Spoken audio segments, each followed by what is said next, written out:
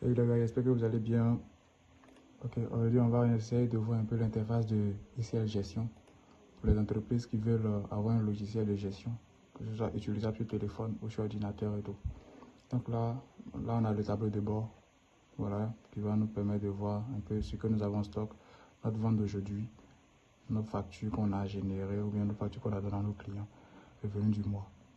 Donc on va peut-être venir dans stock. Ici dans le stock, nous avons deux articles en stock. Bon, là c'est article abonnement pour faire des tests et Panasonic.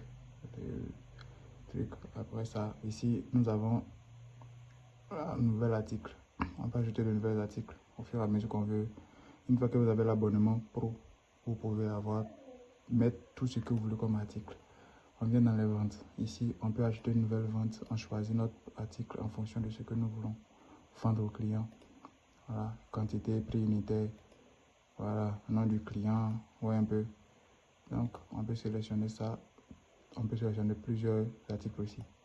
Voilà. Donc, après ça, nous avons devis.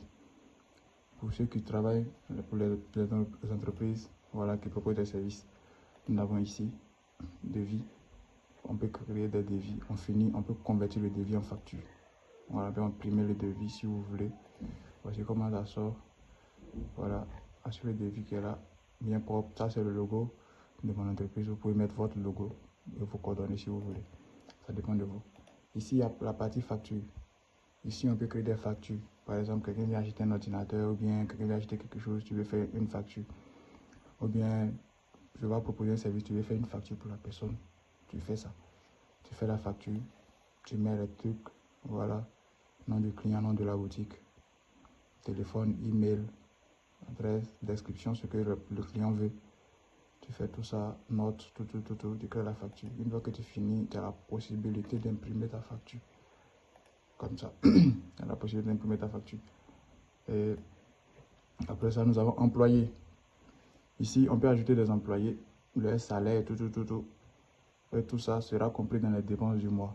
Quand tu vas payer les trucs, au fur et à mesure, tout ça sera compris dans les dépenses du mois. Ici, on est dans la comptabilité. Ici, on peut ajouter les dépenses. Voilà. On peut faire de nouvelles transactions, on peut ajouter les dépenses et tout.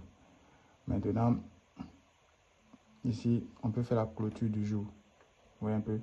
Par exemple, quand on fait la clôture du jour, soit on peut faire le revenu de la semaine, soit on peut faire peut-être pour le mois. Vous voyez un peu. Là, on fait, puis on a pu enregistrer et imprimer. Et là, ça va sortir comme ça. Vous pouvez bien voir. Voilà. Total vente. Période mois. Du temps au temps. Vous pouvez voir un peu. Voilà. Donc, voici un peu ça. On peut faire la clôture du jour, clôture du mois. On peut imprimer comme transférer, envoyer à quelqu'un. Abonnement. Ici, c'est ici. Vous faites vos abonnements en fonction de ce que vous voulez.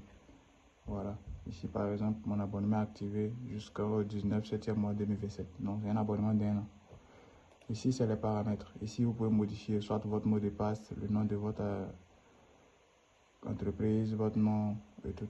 Même votre Gmail et tout, vous pouvez tout modifier à partir d'ici. Vous pouvez ajouter votre logo. Ici, ajoutez moi mon logo, mais vous pouvez ajouter votre logo. Vous pouvez choisir votre logo. Les trucs sortent, vous choisissez le logo que vous voulez. Et puis, vous pouvez maintenant très bien faire. Donc, c'est un peu ça. Pour ceux qui sont intéressés, n'hésitez pas à cliquer sur le lien dans ma bio ou sous cette vidéo. Merci et à bientôt.